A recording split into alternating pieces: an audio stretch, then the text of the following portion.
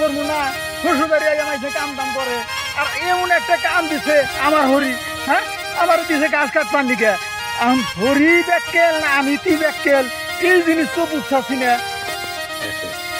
কৌছে আমার এই বেড়াইছে গাছ কাটবার দিকে আমি হইলে নতুন জামাই আমারও কি জানি বয় টয় করতেছে